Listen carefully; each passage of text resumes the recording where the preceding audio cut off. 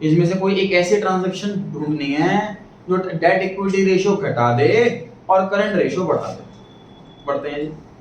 Option number A में लिखा है सर कि हमने फिक्स्ड एसेट्स खरीदे, बदले में डिबेंचर इशू करे। सबने क्या हुआ जी, शेयर्स वाला चैप्टर सबसे पहले पेज पर टॉपिक दे रखा Other है, than cash. Issue of shares for consideration other than cash. मतलब हम लॉन्ग टर्म एसेट खरीद लेते हैं, बिल्डिंग मशीन खरीद लेते हैं, बदले में पैसे ना देकर के शेयर दे देते हैं। सेम टॉपिक पढ़ेंगे हम टर्म 2 में, इशू ऑफ डिबेंचर्स चैप्टर के अंदर, issue of debentures for consideration other than cash. Debenture issue कर रहे हैं असेट्स के बदले, पैसे नहीं दे रहे हो। तो मुझे बताइए इस ट्रांजैक्शन के बाद करंट एसेट बढ़ेगी कि कम होगी? बढ़ेगी। कुछ भी नहीं होगा। हाँ। जो कह रहे हैं बढ़ेगी तो कौन सी बढ़ेगी बताओ?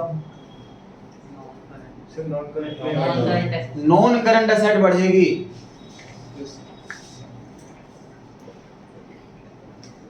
Non current asset, current asset, SF, NCL और सीएल। पॉइंट नंबर 1 कहता है डिबेंचर इशू करें, डिबेंचर बढ़ जाएंगे। फिक्स्ड एसेट लिए, फिक्स्ड एसेट बढ़ जाएगी। करंट रेशियो में तो कोई चेंज ही नहीं है, क्योंकि ना सीए इफेक्ट हो रहा है ना सीएल इफेक्ट हो रहा है। ठीक बात, ये ऑप्शन तो पक्का आंसर नहीं है। No. मुझे बताना डेट इक्विटी बढ़ेगी कि कम होगी? बढ़ेगी। डेट इक्विटी का फॉर्मूला क्या होता है? NCL upon SF। Debt equity का फॉर्मूला ये होता है। न्यूमरेटर बढ़ रहा तो रेशियो बढ़ेगी। तो पहले ऑप्शन में डेट इक्विटी तो बढ़ रही है, लेकिन करंट रेशियो का कोई इफेक्ट नहीं है। ठीक है, सर आपने ये DER प्लस क्या लिखा है sir? Debt equity ratio. Point number B में डिबेंचर इशू करें सर कैश में। मुझे बताइए फटाफट से, प्लस का साइन कहां कहां लगाऊं? एनसीएल में लगा दूं और बैंक बैलेंस बढ़ रहा और डिबेंचर नाम की लायबिलिटी बढ़ रही है। ठीक बात है। मुझे बताइए डेट इक्विटी रेशियो बढ़ने वाली है कम होने वाली है? डेट इक्विटी रेशियो बढ़ने वाली है सर, क्योंकि एनसीएल बढ़ रहा। करंट रेशियो बढ़ रही है कि कम हो रही है? क्योंकि न्यूमरेटर बढ़ रहा है करंट रेशियो का, इसलिए वो भी बढ़, दोनों की रेशियो इंक्रीज होगी इसमें। इस केस में दोनों ही रेशियो इंक्रीज होने वाली हैं, क्योंकि दोनों रेशियो का जो न्यूमरेटर है वो बढ़ रहा। करंट रेशियो में न्यूमरेटर सीए होता है, वो बढ़ रहा। डेट इक्विटी रेशियो में न्यूमरेटर एनसीएल होता है, वो भी बढ़ रहा। दोनों केस में न्यूमरेटर बढ़ रहे हैं तो दोनों रेशियो बढ़ेगी। क्वेश्चन में लेकिन पूछा था कि डेट इक्विटी कम होनी चाहिए, ऐसे ट्रांजैक्शन ढूंढ, तो भी ऑप्शन में आंसर नहीं। ठीक है, डिबेंचर इशू कर रहे हैं, लायबिलिटी लोन ले रहे हैं पब्लिक से। जैसे शेयर इशू करते हैं तो कैपिटल बढ़ती है, ऐसे ही लोन लेते हैं तो लायबिलिटी बढ़ती है। ठीक है, पॉइंट नंबर सी में लिखा है रिडम्पशन ऑफ प्रेफरेंस शेयर्स। देखिए हमारा कोर्स कम कर रखा, बड़ा लिमिटेड सा कर रखा, हर साल घटता रहता है सिलेबस। मैंने पढ़ी थी 12 तो 4 चैप्टर थे बुक 2 में। शेयर इशू करना, शेयर रिडीम करना, डिबेंचर इशू करना, डिबेंचर रिडीम करना, 4 चैप्टर। तो कुछ टाइम के बाद चैप्टर हटा दिया, रिडम्पशन ऑफ शेयर्स वाला, 3 चैप्टर रह गए। शेयर इशू करना, डिबेंचर इशू करना और डिबेंचर रिडीम करना। शेयर्स तो होते ही नहीं है रिडीम लेकिन। डिबेंचर सॉरी शेयर्स रिडीम होते हैं, प्रेफरेंस शेयर रिडीम होते हैं। प्रेफरेंस शेयर जो होते हैं वो रिडीम होते हैं। सर रिडीम मतलब रीपे कर देना, पब्लिक से पैसा लेते वापस कर देना, रीपेमेंट ऑफ लोन। ठीक, तो इसमें लिखा हुआ है redemption of preference share. Graduation से डिलीट नहीं हुआ, लेकिन ग्रेजुएशन में आएगा चैप्टर ये वाला। तो लोन चुका रहा हूं सर मैं, इसमें प्रेफरेंस शेयर रिडीम कर रहा हूं। ठीक है जी, मुझे फटाफट से बताइए कहां प्लस कहां लगाऊं, कहां माइनस लगाऊं, क्या करूं? शेयर्स रिडीम कर रहे हैं। देखो शेयर इशू करने का मतलब क्या, कि लोगों से पैसा ले रहा हूं मैं, वो कैपिटल बढ़ रही है।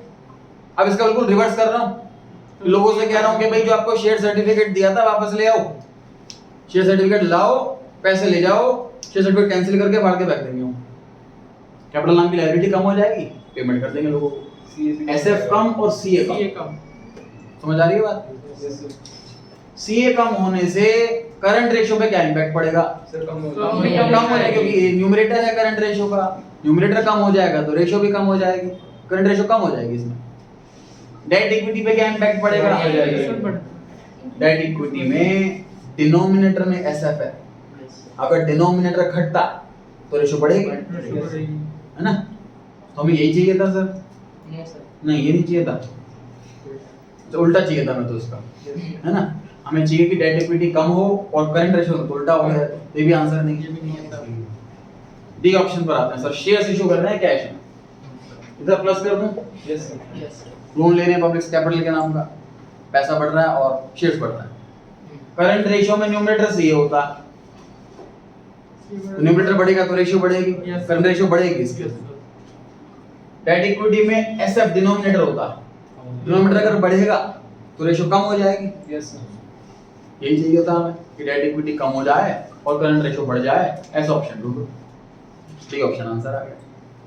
एग्जाम में जरूरी नहीं है कि हर क्वेश्चन पे आप इक्वल टाइम लगाओ, ऐसे क्वेश्चन भी आएंगे जो पढ़ते ही टिक का हो जाएंगे, मतलब 2-4 सेकंड के होंगे, और ऐसे क्वेश्चन भी होंगे जो एक क्वेश्चन है तो 2-3 मिनट कम से कम ले जाएंगे, तो घबराना नहीं है, लेकिन एवरेज टाइम कम ही रहेगा। बाद में अटेम्प्ट करो, हाँ जी, बाद में अटेम्प्ट करो। बाद में अटेम्प्ट करो, वैसे कर लो। 32 क्वेश्चन पर आ गए। लेंथी और डिफिकल्ट सबसे एंड में अटेम्प्ट करने चाहिए, जो लेंथी हो डिफिकल्ट हो।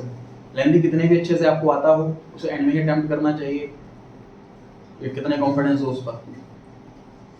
32 पर आ गए जी। करंट रेशियो 2:1 है। On the sale of fixed asset, हमने फिक्स्ड एसेट सपोज ले लेते हैं मशीनरी, 20,000 की मशीनरी हमने 18,000 में सेल करी है। मुझे फटाफट से यहाँ पे साइन बनवा दो फटाफट से। सर सी बढ़ जाएगा। 20 की मशीनरी 18,000 में सेल करी है, फटाफट से साइन बनवाओ। पहला बढ़ जाएगा। यहाँ प्लस कर दूं यस सर। और सीए माइनस हो जाएगा। हाँ जी, CA minus. NCA sir fixed asset हमने बेच दी तो फिक्स्ड एसेट कम हो गई, और एसएफ कम हो जाएगा सर, लॉस हुआ है। Yes sir.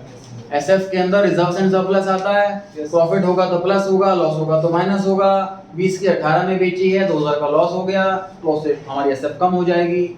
मशीन बेची है, एसेट कम हो जाएगी, कैश आ रहा है, सीए बढ़ जाएगा। ठीक है जी। Yes sir. यस सर, अब क्वेश्चन में कौन से रेशियो में इंपैक्ट मांगा है?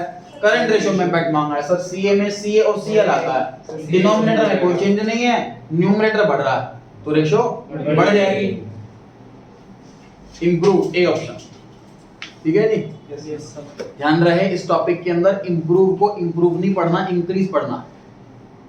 डाउट पूछा था स्टूडेंट ने कि सर ये करंट रेशियो तो 2:1 दे रखी है, ये तो आइडियल रेशियो है, आइडियल रेशियो से कैसे इंप्रूव हो सकता है?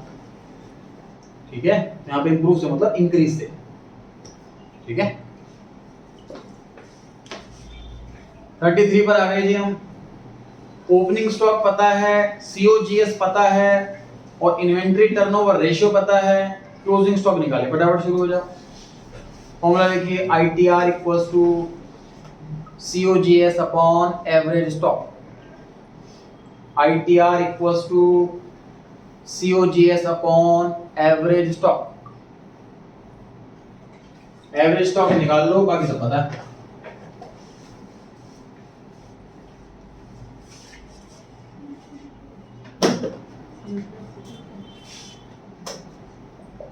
Inventory turnover ratio equals to COGS upon average stock, और रेशियो दे रखी है हमें 5, COGS दे रखा है 10 लाख, इससे एवरेज स्टॉक आ जाएगा 2 लाख। एवरेज स्टॉक का फॉर्मूला होता है sir opening plus closing divide by 2। Opening हमें पता है 1,20,000 है, क्लोजिंग हमें नहीं पता। 2 दूसरी साइड जाएगा, क्रॉस मल्टीप्लाई हो जाएगा, 4 लाख बन जाएगा। 280,000।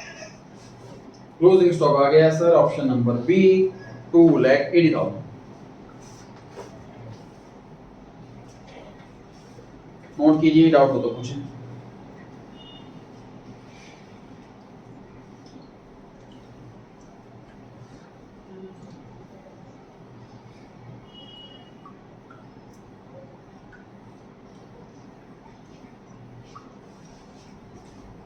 नोट कर लिया जी सबने? Yes sir. तो आज इतना ही।